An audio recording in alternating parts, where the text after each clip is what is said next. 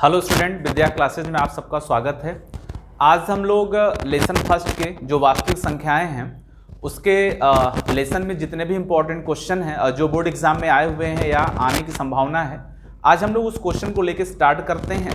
तो हम लोग का देखिए धीरे धीरे जनवरी महीना आ गया है और एग्ज़ाम के टाइम बहुत ही कम बचे हैं।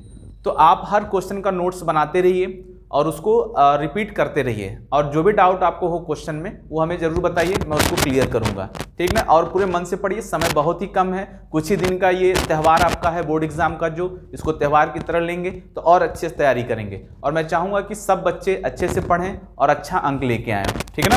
तो आज हम लोग का जो पहला क्वेश्चन है, जो कि यह आपको आप समझने में मिल सकता है और सॉल्व करने में भी आ सकते हैं ना। पहला क्वेश्चन है अभाज्य गुणनखंड के रूप में व्यक्त करो, ठीक है। अभाज्य गुणनखंड का मतलब, चूंकि पिछले वीडियो हमने सब कुछ बेसिक जानकारी दे दी है, आज तो हम लोग बस क्वेश्चन ही लगाने वाले हैं। अभाज्य गुणनखंड का मतलब वे संख्याएं जो एक से और खुद के अलावा, जैसे 2 हो गया, 3 हो गया, 5 हो गया, 7 हो गया, इन लोगों से भी कटती हूं। मतलब अभाज्य गुणनखंड क्या है, जो अभाज्य संख्याओं से कटती हो उन्हें अभाज्य गुणनखंड कहते हैं, ऐसे आप समझिए, ठीक है। तो मेरा पहला क्वेश्चन है 156। अब देखिए इसको अभाज्य गुणनखंड के रूप में कैसे लिखा जाएगा। तो सब 2 से कट करना शुरू करते हैं। 2 से 2 सत्ते 14 और 2 अट्ठे 16। फिर 2 से शुरू करते हैं, 2 3 6, 2 9 18। फिर 3 से शुरू करेंगे, 3 1 जा 3, 3 3 जा 9। फिर अब ये किससे कट होगा, 13 से कट होगा। देखिए इसमें जितने भी नंबर हैं सब के सब क्या हैं, अभाज्य नंबर हैं, 2 2 3 और 13। अब इनको कैसे लिखा जाएगा, देखिए विशेष आंसर लिखना आपको भी आना चाहिए, कैसे लिखा जाएगा। 156 लिख के, अब देखिए 2 कितनी बार है, 2 बार, तो 2 के पावर 2 कर दीजिए। 3 एक बार है, 3 लिख दीजिए और इंटू 13 कर दीजिए। ये पहले का आपका अभाज्य गुणनखंड हो गया, ठीक है। चलिए सेकंड क्वेश्चन देख लेते हैं हम लोग। सेकंड क्वेश्चन क्या है, 5005 है। देखिए ऐसे ही क्वेश्चन आपको आते हैं एग्जाम में, जो कि आपको नंबर ढूंढना पड़े, थोड़ा कठिन नंबर हो, सिंपल नंबर नहीं आते, ठीक है। क्वेश्चन सिंपल रहेगा बट आपको नंबर ढूंढने में ज़्यादा मेहनत होगी। तो 5005, अब इसका हमें गुणनखंड करना है, ठीक ना। तो पहले हम इसको 5 से कट कर लेते हैं। 0 1 हो गया, फिर 0 0, फिर 1 हो गया, ठीक है। अब ये किससे कटेगा, 5 से तो हमने काट दिया, अब 5 से बड़ी संख्या से ये कटेगा और छोटी संख्या से तो एकदम नहीं कटेगा। अगर हम इसको 7 से काट लेते हैं, 7 से, तो यह कट जाएगा 7 एकम 7, 743 बार में, सॉरी 143 बार में। 7 से कितनी बार में कटेगा, 143 बार में। अब दूसरा क्या है, अब देखिए 143 किससे कटता है, देखिए 143 जो है 13 से भी कटता है और 11 से भी कटता है। तो पहले छोटी संख्या 11 है, 11 से काट लेते हैं और कै बार में कट जाएगा, 13 बार में। फिर 13 को कट करके ऐसे लिख लिया। अब यहाँ पे आंसर कैसे लिखेंगे, पहले 5005 लिख देंगे। अभाज्य गुणनखंड, इसमें देखिए कोई संख्या 2 बार तो आई नहीं है, सब एक एक बार है। 5 × 7 × 11 और × 13, ठीक है ना। ये आपका अभाज्य गुणनखंड दूसरा हो गया, ठीक है। अब चलिए तीसरा देख लिया जाए, चलिए थर्ड नंबर देख लिया जाए। थर्ड नंबर क्वेश्चन क्या है, 7429। देखिए अब ऐसे ही क्वेश्चन एग्जाम में आते हैं जिसका फैक्टर आपको मिले ही ना है, आपको थोड़ा हार्ड वर्क करना पड़ेगा। 2 3 7 11 13 17 ऐसे नंबर ढूंढने पड़ते हैं। और आपको हमने बताया दिया जब अभाज्य हो तो आप बस इस नंबर को ही, 2 हो गया, 3 5 7 11 13 19 23, ऐसे ही नंबर को ढूंढा करिए। कितने बड़े से बड़े आ जाएंगे तो इतने हैं। अगर जैसे अब आपको ना पता हो, कोई बच्चा 6 से ढूंढता है, 8 से ढूंढता है तो वो गलत है, 9 से ढूंढ रहा है तो भी गलत है, 9 से नहीं, इन्हीं लोगों से ढूंढना होता है। तो अब हमें चेक करना है कि 7429 पहले किससे कटेगा। तो 17 छूट गया था, तो हम लोग पहले 17 से ये कटेगा। 17 के पहले तो नहीं कट पाएगा किसी से भी, अगर आप चेक भी कर लेंगे तो 17 से पहले ये किसी से नहीं कटेगा, क्योंकि 17 ही नंबर है जो स्टार्टिंग से काटना इसको शुरू करेगी, ठीक ना। तो 17 से काटेंगे तो आ जाएगा 437, 17 से कट गया। अब 17 से कटा है पहले, तो अब इससे छोटे से तो कटेगा ही नहीं, अब हमें आगे बढ़ना पड़ेगा। जैसे 19 है, 23 है, इन दोनों में चेक करते नहीं होगा तो फिर आगे भी बढ़ा जाएगा। तो ये आपको 19 से कट जाएगा। अगर आप 19 से डिवाइड करेंगे तो ये 19 से क्या हो जाएंगे, डिवाइड हो जाएंगे। तो कितने बार में डिवाइड होंगे ये, 19 से 19 दूना 38, 23 बार में। फिर ये कितनी बार में कट गया, 23 बार में, और आ गया वैल्यू। अब इसका गुणनखंड लिखना हो तो कैसे लिखेंगे, 7429, और इसके सामने जो आंसर है सब इंटू में लिख लो, 17, 19 और 23, ठीक ना। ये देखिए आपका आंसर आ गया। और ऐसे ही क्वेश्चन पे आप विशेष ध्यान देना है कि जो जल्दी छोटे नंबर से ना कटे, जो कि बड़े नंबर से कटता हो, क्योंकि अभाज्य गुणनखंड सबसे सरल क्वेश्चन होता है कि ये नहीं कि एकदम सिंपल 2 से कटने वाला दे दे, थोड़ा सा हार्ड देगा। जैसे 9 के ऊपर चला जाएगा, मतलब 7 के ऊपर हो गया, 11, 13, 17, 19, ऐसे आपको चेक करना पड़ेगा, तब जाके नंबर मिलते हैं, ठीक है। छोटे में भी कभी कभी आते हैं, तो आपका ही लक है, अगर आ गया तो आप कर लेते हैं। चलिए अब हम लोग दूसरे टाइप के क्वेश्चन देख लिया जाए। अब देखिए ये जो दोनों क्वेश्चन हैं, यह मोस्ट इंपॉर्टेंट क्वेश्चन है, और एक ही दोनों क्वेश्चन है, बस दोनों क्वेश्चन में लिखने का तरीका बदल दिया गया है, ठीक है। ये और ये दोनों एक ही फार्मूले से लगने वाले हैं, एक ही तरह के क्वेश्चन है, बट देखिए तरीका बदला हुआ है। तो पहले सॉल्व करने से पहले मैं एक फार्मूला बता देता हूँ इसका। जैसे हम लोग इसका फार्मूला ये है कि पहला पद गुणे दूसरा पद बराबर है, यहाँ पे लिखेंगे लस और गुणे मस। देखिए ये फार्मूला है, ये फार्मूले से, इस फार्मूले से आपके 1 या 2 नंबर के काम हो सकते हैं, अगर ये आपको फार्मूला याद है एग्जाम में, ठीक है। 1 या 2 नंबर काम आपका आसानी से हो जाएगा। तो पहला क्वेश्चन क्या लिखा हुआ है, यदि 306 तथा 1314 का एचसीएफ 18 है, ठीक है, तो उनका एलसीएम ज्ञात करिए, ठीक है, ऐसे हो गया। दूसरा क्वेश्चन क्या लिखा है, मस। अब देखिए इन दोनों का मस 9 दिया है, तो इन दोनों का लस पूछ रहा है। तो ये तरीका और ये तरीका, देखिए दोनों क्वेश्चन में तरीका अलग अलग बदल दिया इसने सॉल्व करने का ना। तो पहले हम लोग देखते हैं, अगर पहला क्वेश्चन शुरू करते हैं, इसमें जो लिखा हुआ है ये कि यदि 306 और 1314, तो यानी देखिए ये हमारा पहला पद है और ये दूसरा पद है। तो मान लो हमने यहाँ पे लिख दिया कि पहला पद हमें दे दिया कितना, 306, और ये दे दिया दूसरा पद, तो कितना हो गया, 13, 14। फिर हमें क्या दे दिया है, एचसीएफ दे दिया हमें कितना, 18। तो क्या पूछ रहा है, एलसीएम पूछ रहा है कितना होगा। क्लियर ना। तो अगर ये तो मान लो क्वेश्चन दे दिया, और क्वेश्चन को हमने क्या कर लिया, पूरा लिख लिया। अब इस क्वेश्चन को इस फार्मूले में लाके एक एक करके रखते हैं, देखते हैं क्या क्या मिलेगा। पहला पद कितना है, 306, दूसरा 1314, लस कितना है, देखिए लस तो पूछ रहा है, एलसीएम मस दिया है, तो मान लो यहाँ पे हमने एलसीएम लिख दिया, ठीक है, और मस कितना दे दिया, 80। बस देखिए यही फार्मूला है, एक फार्मूले से आप 1 या 2 नंबर अपना बोर्ड एग्जाम में सेट कर सकते हैं, ठीक। अब आगे बढ़ा जाए, यहाँ पे अगर हमें एलसीएम निकालना है तो ये गुणा में है, तो कहाँ बदल जाएगा, भाग में। 1314 भाग कितना हो गया, 18। अब ये जैसे हम सॉल्व कर देंगे, मेरा एलसीएम क्या हो जाएगा, सॉल्व हो जाएगा। अब इसमें देखिए एग्जाम में आपको कटपिट करना पड़ेगा भाई, थोड़ा सा मेहनत करना पड़ेगा। 18 कम 18, 17, ठीक है, देख 17 बार में कट जाएगा। तो एलसीएम क्या लिखेंगे, 1314 इंटू 17। देख लेते हैं दिख रहा है कि नहीं आपको नीचे तक, हाँ ठीक है, दिख तो रहा है यहाँ तक।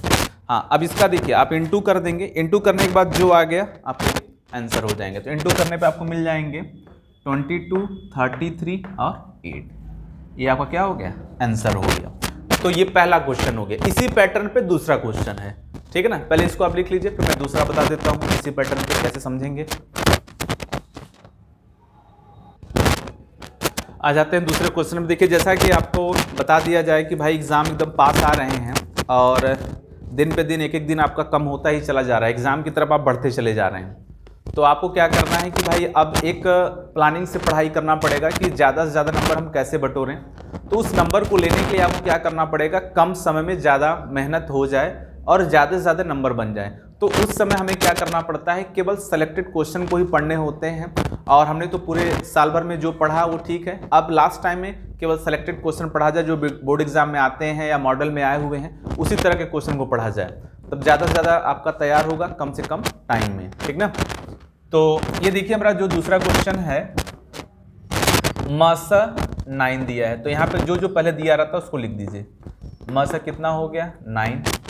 क्या पूछा जा रहा है, लस आपसे पूछा जा रहा है। चलो क्वेश्चन हो गया, ये पहला पद और ये दूसरा पद। मान लेते हैं फर्स्ट पद ये हो गया आपका 306 और सेकंड ये हो गया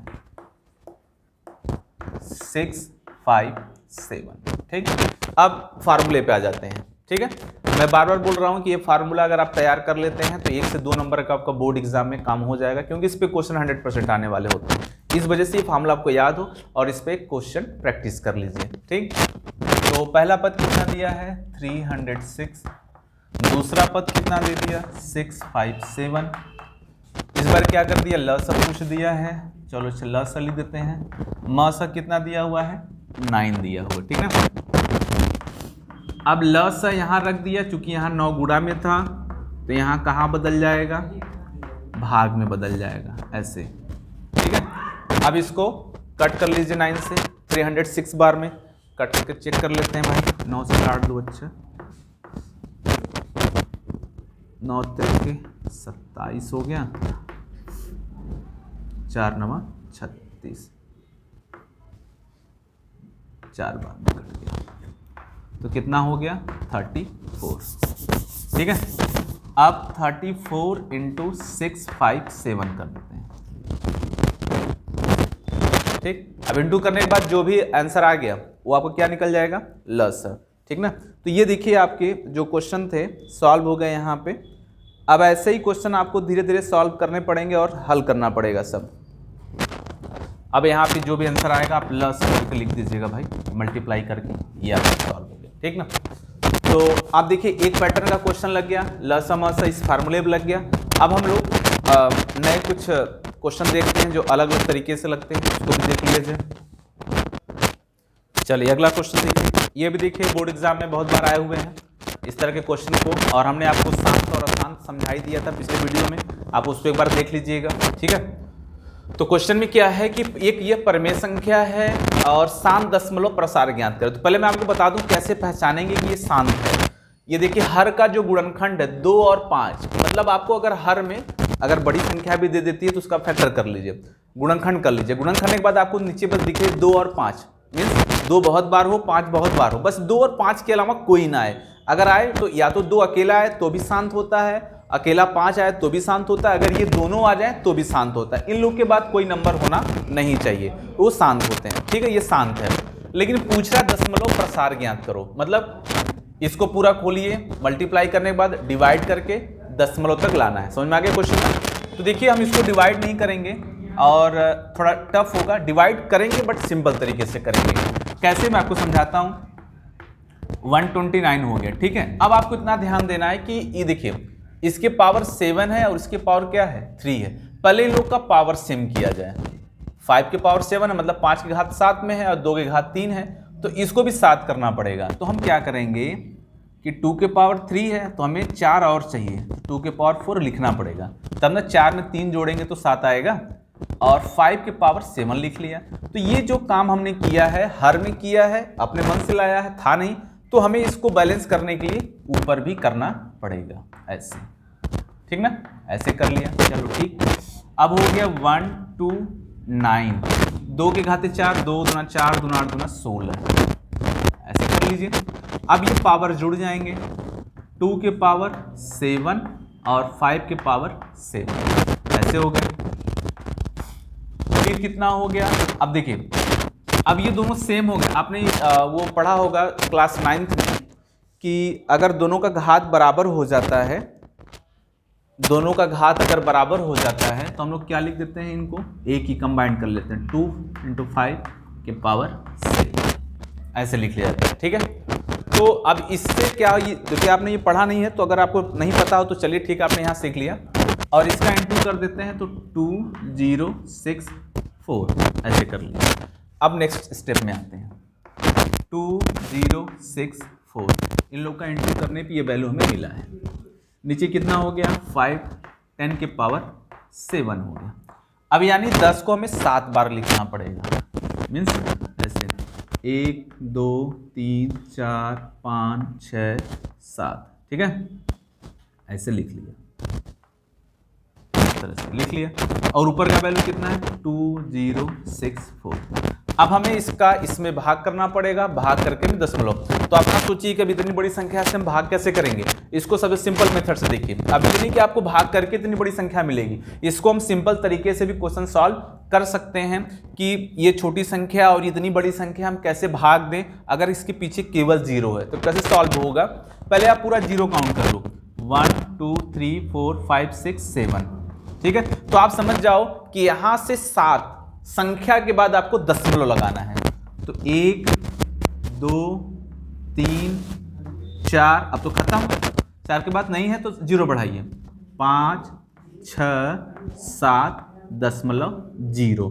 ये देखिए आपने कहाँ ला दिया इसको, दशमलव प्रसार में ला दिया। सिंपल था ना, जितना 0 होता है उतना गिनती इकाई से गिनने के बाद आप दशमलव लगा सकते हैं। और ये आपके क्या हो गए, दशमलव प्रसार आपका ज्ञात हो गया, ठीक है ना।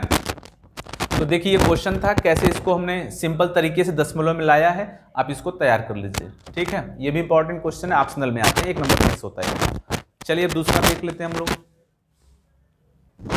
चलिए अगला क्वेश्चन देखते हैं। ये भी देखिए इंपॉर्टेंट है, 2 नंबर के भी क्वेश्चन आते हैं बोर्ड एग्जाम में, और ये लगभग 3 या 4 साल से भी आया नहीं है।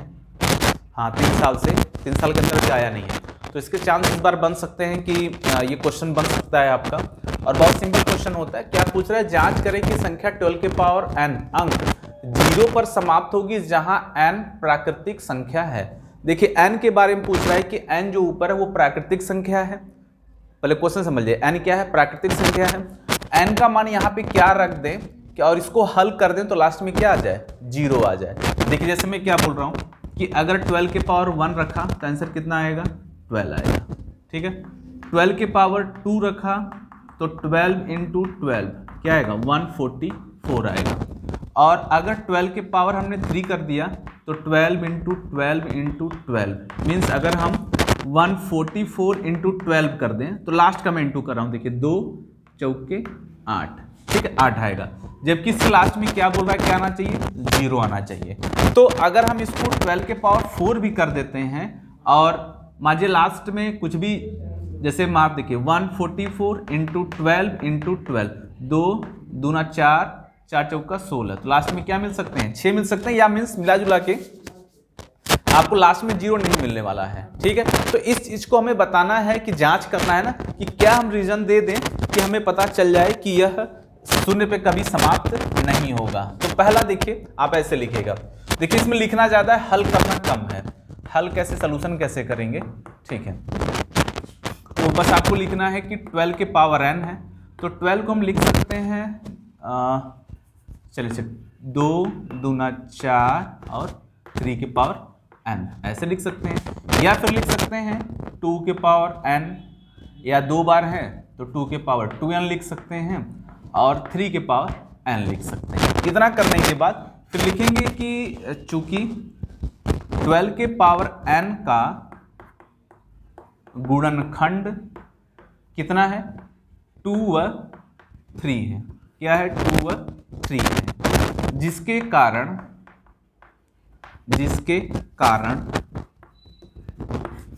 12 के पावर n अंक 0 पर समाप्त नहीं होगा, ठीक ना। इतना लिखने के बाद फिर आपको बताना पड़ेगा, ठीक है भाई 0 पे समाप्त नहीं होगा तो 0 पे कब समाप्त होगा, आप इसका भी आंसर बता दो। तो लिखना है कि यदि किसी संख्या का गुणनखंड 2 व 5 होता है, 2 व 5 होता है तो वह शून्य पर समाप्त होगी, समाप्त होगी। ठीक है, इतना लिखने के बाद तब जाके आपको पूरे नंबर मिलने वाले होते हैं।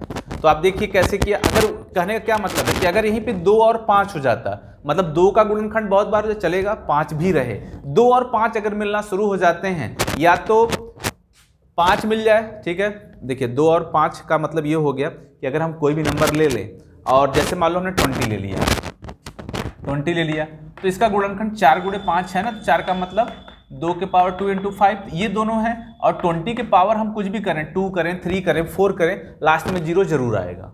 ठीक है, ऐसे नंबर को बोल रहा है कि इस तरह के नंबर रहेंगे तो लास्ट में 0 आ जाएगा। और इनके अलावा मतलब 2 और 5 के अलावा अगर कोई हम नंबर का गुणनखंड निकलता है तो वह 0 पर समाप्त नहीं होगा। तो आप जब इतना चीज़ लिख देंगे तब जाके आपको पूरे नंबर मिलेंगे। और जैसे हमने यहाँ पे सॉल्व किया था तो आप उसको भी दिखा के एक बार समझा सकते हैं, फिर उसके बाद ये सारी चीज़ें आप लिख सकते हैं। ठीक ना, तो चलिए अभी आपका था इंपॉर्टेंट क्वेश्चन, बहुत सिंपल तरीके से आपने सीखा इसको। चलिए और देख लेते हैं हम लोग। चलिए आज हम लोग का ये लास्ट क्वेश्चन है आज के वीडियो का। ठीक है, उसके बाद कल नए क्वेश्चनों के साथ हम लोग आएंगे। इसमें देखिए करना है कि व्याख्या करें कि 7 गुणे 11 गुणे 13 प्लस 13 भाज्य संख्याएं क्यों हैं। ठीक है, भाज्य संख्या क्यों है पहले ये बताना। भाज्य का क्या मतलब होता है, ऐसी संख्याएं जो एक और अपने के अलावा और लोगों से कट जाती हैं उन्हें क्या कहते हैं, भाज्य संख्या। मतलब भाज्य का मतलब जो कटते जाए, 2 3 4 5 6 बहुत लोगों से कटती चली जाए। ठीक है, वो भाज्य संख्याएं होती हैं। या ऐसे कह लीजिए जिसका गुणनखंड 2 से ज्यादा हो, 2 से क्या हो ज्यादा, मतलब 2 ज्यादा मतलब जैसे मान लो 3 है, वह 1 से भी कट रही, 3 से भी कट रही, 2 लोग तो हैं ही, तो 2 वाले भाज्य नहीं कहलाएंगे, 2 से ज्यादा बता देंगे तब वो भाज्य हो जाएगा। ठीक, चलिए चेक करते हैं कैसे हल होगा। ये हल करते हैं इसको। मान लो हमने क्वेश्चन लिखा है यहाँ पे 7 × 11 × 13 + 13। देखिए अपना अपना तरीका होता है कैसे सॉल्व करना है। सिंपल तरीका मैं बता रहा हूँ, 13 को आप पहले कॉमन कर लो, तो 7 × 11 × 1 + 1। ठीक ना, अब इसके बाद यहाँ पे 13 लिख लिया, इसका गुणा करा दिया, 77 + 1 हो गया। अब यहाँ पे लिख दिया 13 × 77 में 1 जोड़ दिया, 78। ठीक, अब इसका गुणनखंड कर दो, गुणा नहीं करना, इसका गुणनखंड, जैसे 11 का तो 11 गुणनखंड हो गया। अब हमें क्या करना होगा, 77 का गुणनखंड अगर आप कर सकते हैं तो आपके आंसर मिल जाएंगे। 77 का गुणनखंड कर दीजिए भाई। मान लो 13 है, 13 को 13 रहने दिए, 78 का गुणनखंड कर लो यहाँ पे कि चलो 2 3 6 2 9 18। ठीक है, फिर 3 से कटेगा, 3 एकम 3, 3 3 9 13, यानी क्या क्या मिल गया, 13 2 3, तो 2 गुणे 3 गुणे 13, या फिर 13 हमें 2 बार है, कोई बात नहीं है, 2 गुणे 3। तो देखिए हमें अब हाँ 2 से अधिक गुणनखंड मिल गया ना, 2 से अधिक गुणनखंड मिल गया, 13 मिल गया, 2 मिल गया, 3 मिल गया, 2 से ज्यादा हो गए। तो आपको क्या लिखना है कि अतः संख्या के 2 से अधिक गुणनखंड हैं। क्या है, 2 से अधिक गुणनखंड हैं। अतः सिद्ध हुआ, ये पूरा लिख दीजिए क्वेश्चन। 7 × 11 × 13 + 13 कैसी संख्याएं हैं, भाज्य संख्या है, भाज्य संख्या है। ये देखिए आपका क्वेश्चन सॉल्व। ठीक है, तो बच्चों देखिए आप मैं बार बार बता रहा हूँ कि समय बहुत ही कम है और आप पूरी मन से तैयारी करते रहिए। बोर्ड एग्जाम एकदम पास में है और इंपॉर्टेंट क्वेश्चन लगता जा रहा है, बस आप इसको नोट्स करिए, एक तरह से रिवीजन आपका चल रहा है। और इसलिए मैं वीडियो बहुत छोटे छोटे रूप में बना रहा हूँ ताकि आपको ज़्यादा समय ना लगे रिवीजन करने में। इंपॉर्टेंट क्वेश्चन आप 20 मिनट 25 मिनट में सॉल्व करके हट जाएं और नोट्स बनाते रहिए। ठीक है, तो चलिए फिर मिलते हैं कल। आप लोग पढ़ते रहिए, बेस्ट ऑफ लक, ध्यान से पढ़िए।